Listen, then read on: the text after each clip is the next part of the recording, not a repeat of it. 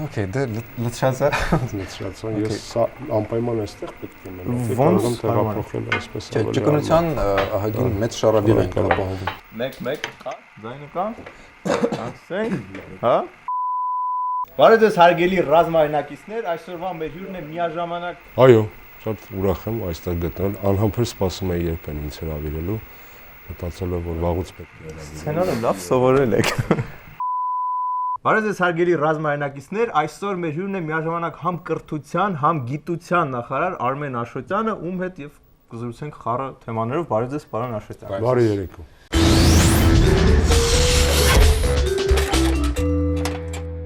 Շնորհակալություն մեր հյուրանոց գալու համար։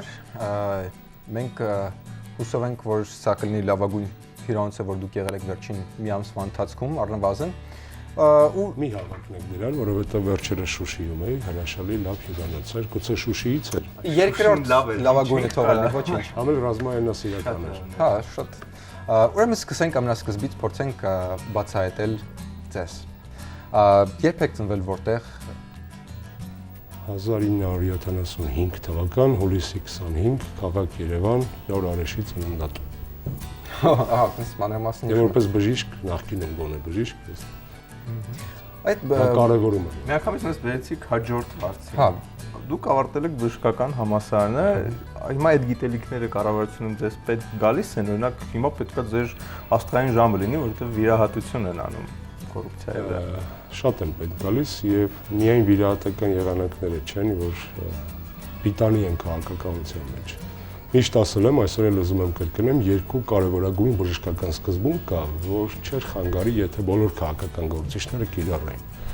Առաջինը իհարկե շատ հավակնոտ է հնչում, բայց Հիպոկրատյան սկզբունքն է այրվելով լուսավորել այլոց ճանապարհը։ Ասված է բժիշկների մասին, բայց քաղաքական գործիչներն էլ վատ չէր լինի, որ լուսավորեին այլոց ճանապարհը։ Եվ երկրորդ սկզբունքը էլի Հիպոկրատյան սկզբունք է, կոչվում է մի վնասիր, նոլինոցը։ Եթե չես կարող օգնել, շտկել վիճակը, դարման անել հիվանդին, ապա գոնե մի վնասիր։ Շատ կարևոր երկու սկզբունք, որ եթե բոլորս կարողանանք կիրառենք քաղաքականության մեջ, վստահ եմ շատ ավելի բարի եւ հանդուրժող քաղաքական մթնոլորտ ունենանք երկրում։ Պարզ է։ Իսկ այդ բժշկական ոլորտի ձիրքերի մեջ մտնում է նաև արհեստական շնչառությունը, որը ահագին ակտուալ է վերջերս դառել։ Եթե ինչ-որ մեկը շնչահեղձ լինի, կարող եմ հույս է ձեր դնել։ Ունեմ նման փորձ, ինչքան էլ ինքնաթիռում չեմ ուզում հայտնի դեպքից հետո հիմա ասել որ ասեն որ եղել են դեպքեր, բայց ինչքան էլ զարմանալի անգամ ազգային ժողովի падգամավոր եղած ժամանակահատվածում, երբ որ ապրում էի իմ ծնողական տանը, մեր թաղի հարևանները ինձ բժիշկ Արմեն էին ասում եւ երեխաների սրսկումներից մինչեւ մեծահասակների ճնշում չափել, իսկ մեկ-երկու անգամ նաեւ հրատապօգնության դեպքեր են եղել, ցնցումներ եղել են։ Եթե այսօր Աստված մի առասցեն նման կարիք լինի,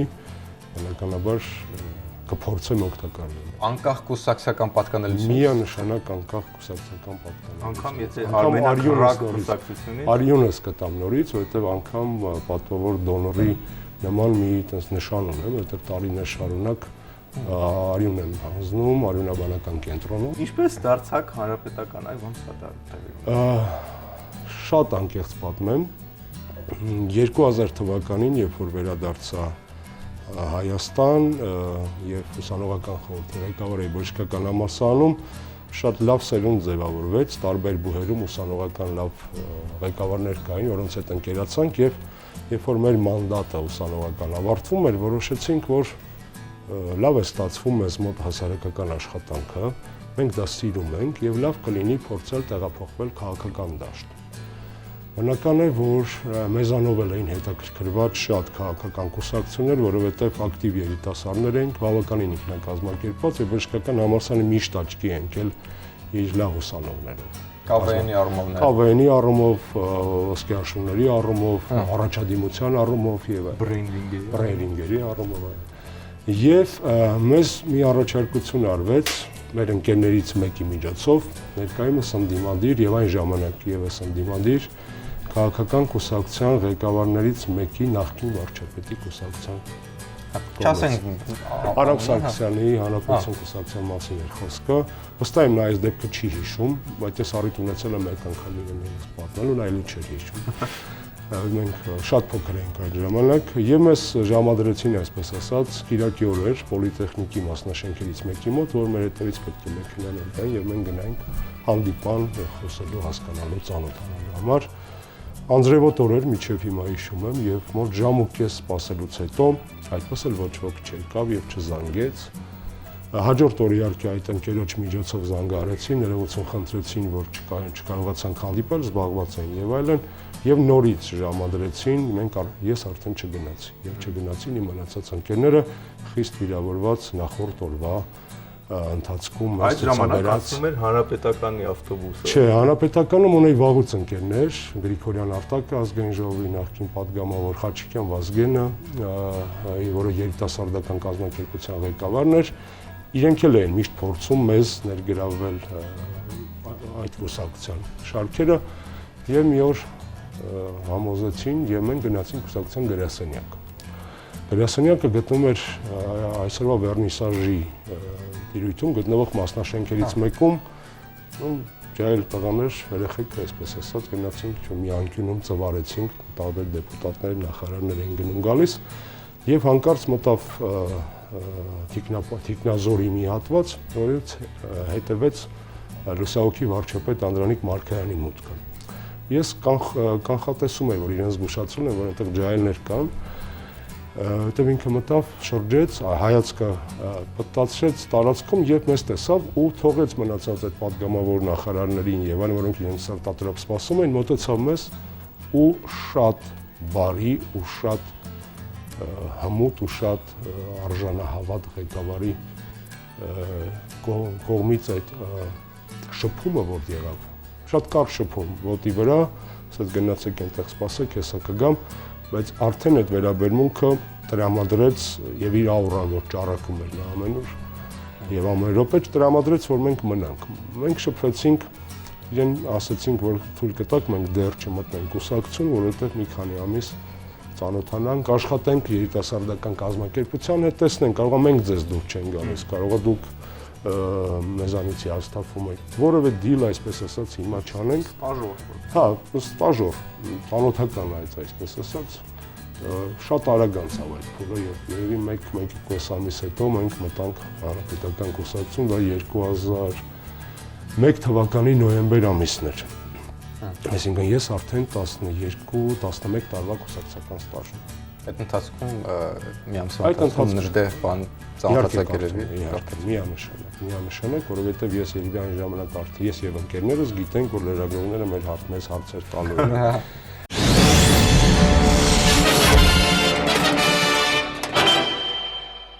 Պարոն Աշոտյան, դուք գրանցված եք Facebook-ում։ Շատ ինտիմ հարց եք տալիս, փորձեմ անկեղծ պատասխանել, այո։ Որովհետև նես տպարության մեկը գրանցվել է ձեր նկարները անդադ դնում է ու անդադ գրում է Facebook-ում։ Իրականում դա ես եմ,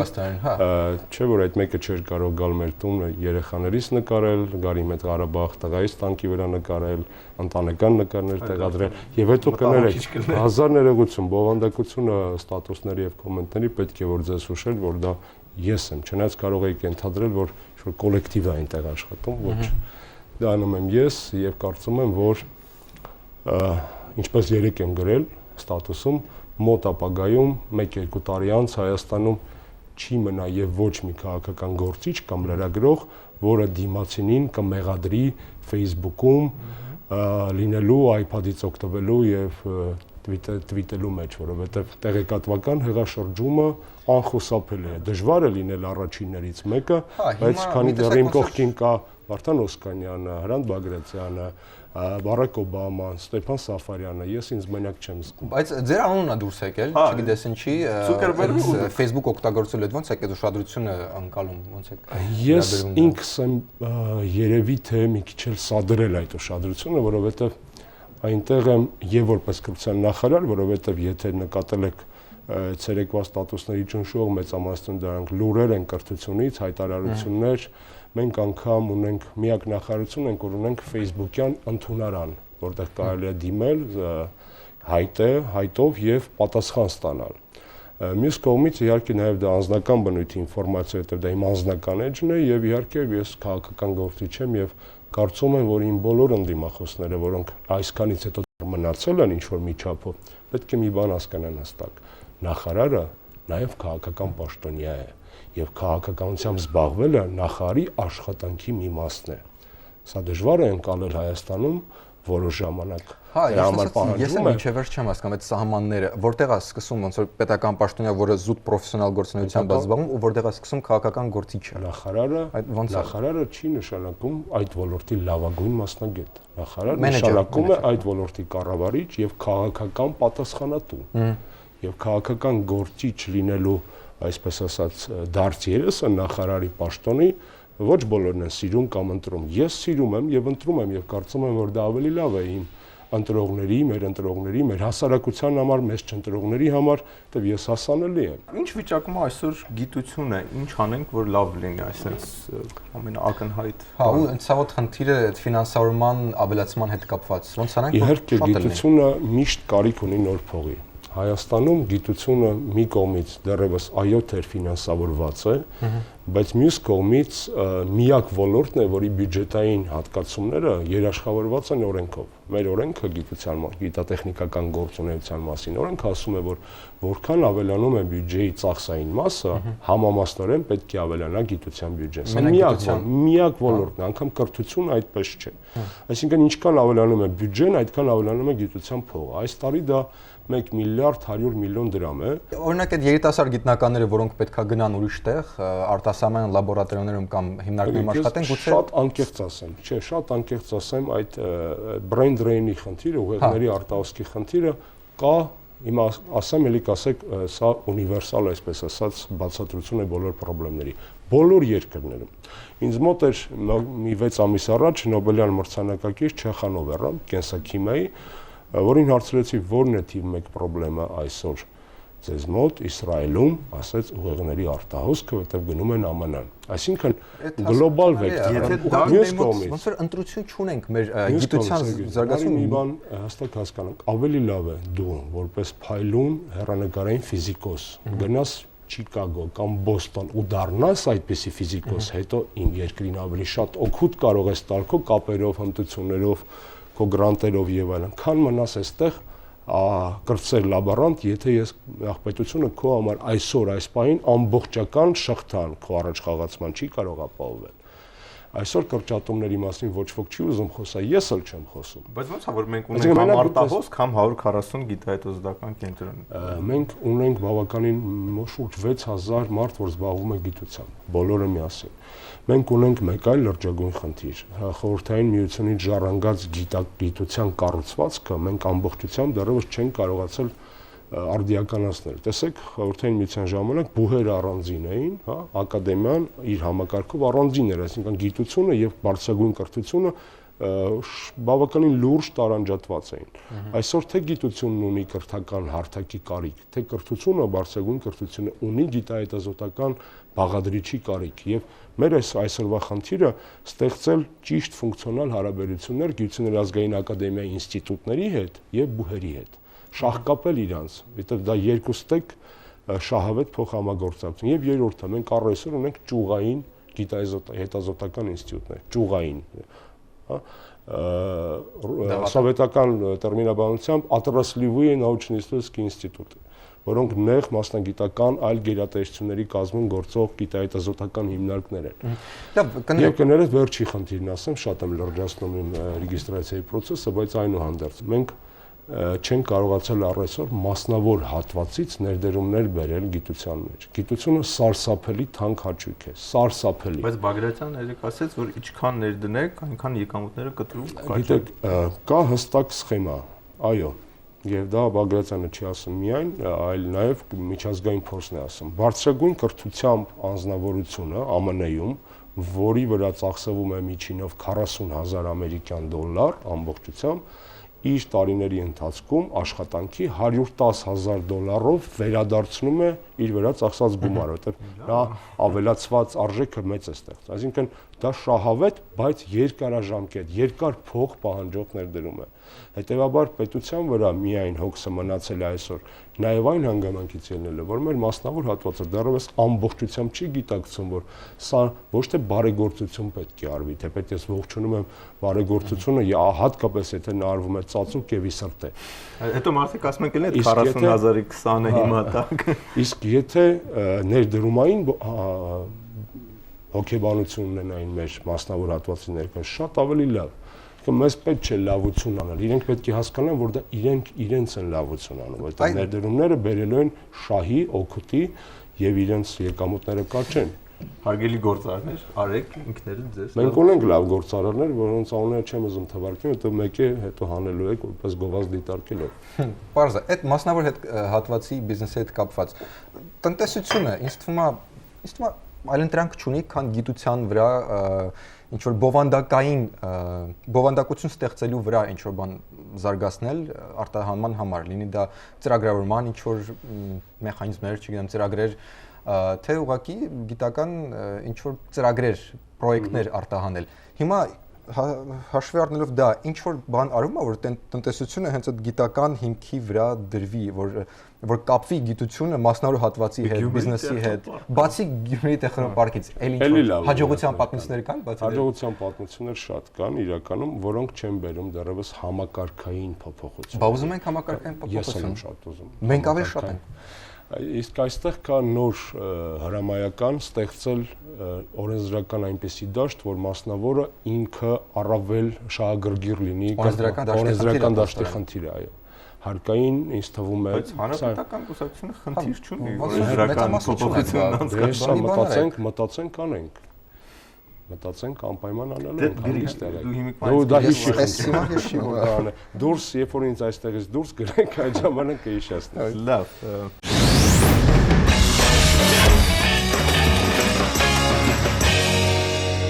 Պահանջում են դպրոցների համար արգելել Վիկիպեդիա կայքը։ Կարծում եմ չի եղել։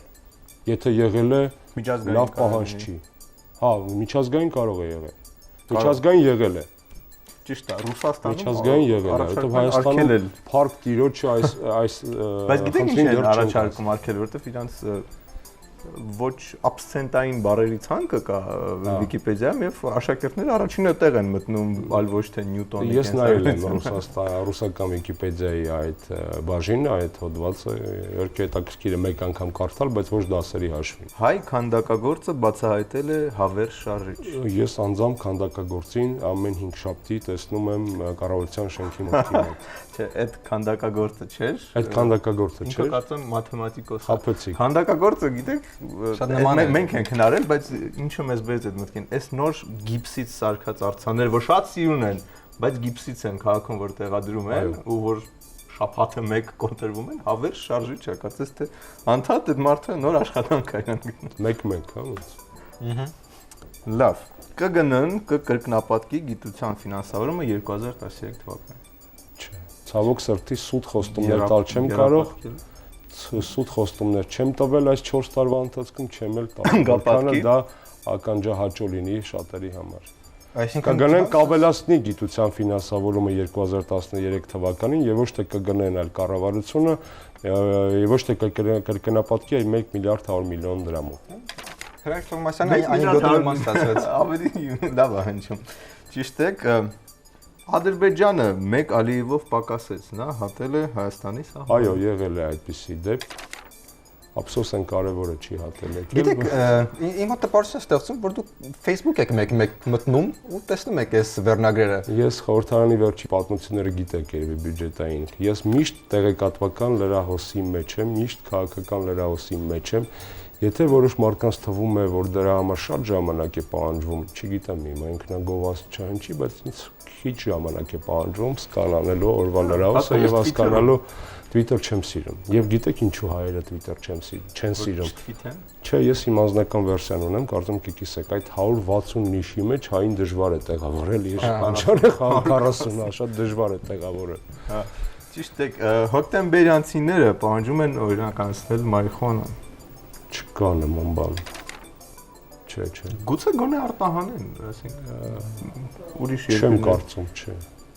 Իսկ եթե ներ արմատություններ։ Եթե պահանջեին, պետք է որ գային կառավարության դեմը մի պիկետ անեին ու անվճար մարիխուանա բաժանեին, ինչպես որ մի անգամ տեսել եմ Հաագայում, երբ որ դուրս ենք եկել պարլամենտի շենքից եւ եկել են կոֆե շոպերի տերերը, սեփականատերերը, որոնց ինչ որ արկային բեռ էին ավելացնում եւ նրանք անվճար բաժանում էին այդ իրենց պրոդուկցիան, որպեսզի մարդկանց մոլորության մեջ գցելով եղել է, բայց որպես բիզնես առաջարկ արտահանենք, ես չեմ ասում ներքին շուկայում։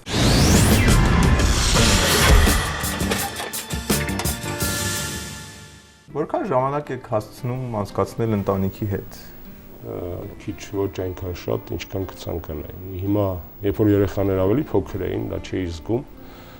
Այս ամառ միասին հանգստացանք նորից եւ ես 2 շաբաթվա մեջ երեխեքիս հետ այնքան շփվեցի, ինչքան մինչեւ այդ մի տարի չէի շփվել։ Ես հիշում եմ, որ դուք մի քանի երգի հեղինակ եք, եթե չեմ շփոթվում, կարծեմ 5-6 տարի առաջ, ու տենց պոեզիայի հետ, հա, նույնիսկ սկավառակ կար։ Այդ ուղղությամբ ինչ որ բան շարունակվում է։ Այո, մի 3 նոր գրած երգ ունեմ, բայց ժամանակ չեմ գտնում, որ Արմանի Սահակյանի երևի շատ լավ գիտեք, Պետգույքի կառավարման վարչության պետն է, Արդենի ստուդիան։ Հա, սեփականատերն էր եւ ինքը ու ես ու ինքը պայմանավորվել ենք, որ մի կիրակի գնանք միասին մի արանժերովշիկի հետ, այսպես ասած, փորձենք շարել։ Կան նաեւ խոսքերը, բառեր կոչվածը, խոսքեր կան նաեւ եւ ուզում եմ մինչեւ տարեվերջ, ուզում էի մինչեւ տարեվերջ մի երգ թողարկել։ Հետո շատ լավ բիզնես է, շոու բիզնես։ Երբեք վաճառվել էր, առաջին սկավառակս վաճառվել էր 2007 թվականի դեկտեմբերին եւ մենք պրոդյուսերը հետ պայմանավորվել էինք, որ ողջ հասույթը փոխանցվում է Վարդուհի Վարդանյան հիմնադրամին։ Վերջի Ջեյմս Բոնդը տեսաք։ Չէ, վերջի ֆիլմը, որ դիտել եմ, 2 ֆիլմ իրար վրա դիկնոջս հետ նայեցինք, Դիկտատորներ, որը շատ լավն էր։ Ադրբեջանում արկել է չէ՞։ Դիկտատորը կամ ես նայում էի, նա եկավ միացավ կողքից։ Եվ երկրորդը Կրավավայ Կարալևա, այլ շատ լավ ֆիլմ է, պատմական։ Հա, հունգարա-ռումինական այնց միջնադարի մասին էր, լավն էր։ Դա չեմ տեսել դեռ, երևի կհասցնեմ կնայեմ։ ես վաղը գնում եմ։ Ասեք, ես ոչ մի չեմ գործել եմ բաժան, որ ասում են շատ լավն էր ու ֆիլմ միայն ինտերնետում եմ նայում։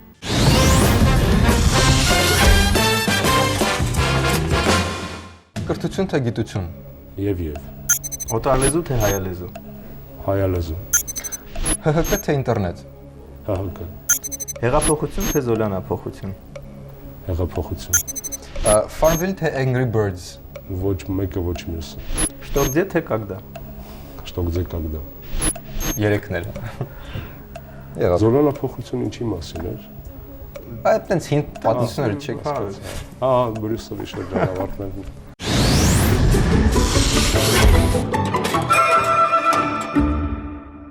Եթե կարողանայիք երկրորդ մասնագիտություն կամ երկրորդ ուղղություն, հա, ընտրել, որը կլներ։ Ես ընտրել եմ փաստացի, նաև երրորդ, ասենք, նոր, թարմ մասնագիտություն։ Չեմ եկել երաժշտությունն էլ 4-րդ, օքեյ, բանաստան 4-րդ ուղղություն։ Երաժշտության չեմ հավակնում լինել մասնագետ, բայց քաղաքականության մեջ կարծում եմ կրթական ցենզս եւս բավարարում է, որտեղ բավական լավ եւ ինտենսիվ կրթություն եմ ստացել հետո։ Երրորդը, ասենք ֆիզիկական բրուսով կարող է գուցե ուզենայիք շատ ես լեզուների, օտար լեզուներ սովորելու միշտ ցանկություն եմ ունեցել ու կսովորեի եւս 1-2-ը։ Ունեմ կիսատ թողած լեզուներ, որոնք հիմա չեմ կարողանում ուղղակի Դե փորձեք ընդունվեք, կարող իսպաներեն, գերմաներեն երևի այս երկուսը։ շատ լավ։ Իսկ սպորտում, այ եթե կանեք ինչ-որ սպորտով ժամանակ ունենայիք, որ ինչ-որ սպորտում չեմպիոն դառնայիք, որ ժամանակին գնացել եմ տանում տարբեր, այսպես ասած, խմբակներ, ջյուդո, սամբո, շաշկի, շախմատ, ավելի շատ ընդհանուր զարգացվածության համար։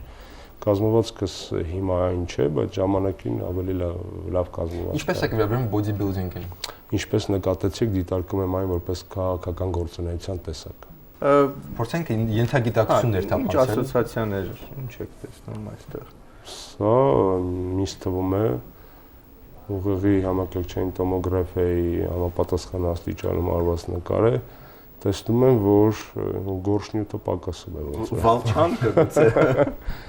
Հանրապետականի զինանշանը չեք տեսնում, ասենց արծիվ, իր թևերով, ասենց սպիտակ։ Շատ է կաղավաղել, այ որ ասացիք տեսա, այո, բայց շատ է կաղավաղել։ Արծիվի հաղթանդամ դեմքը չի երևում։ Հա։ Լավ, մյուս ասոցիացիան։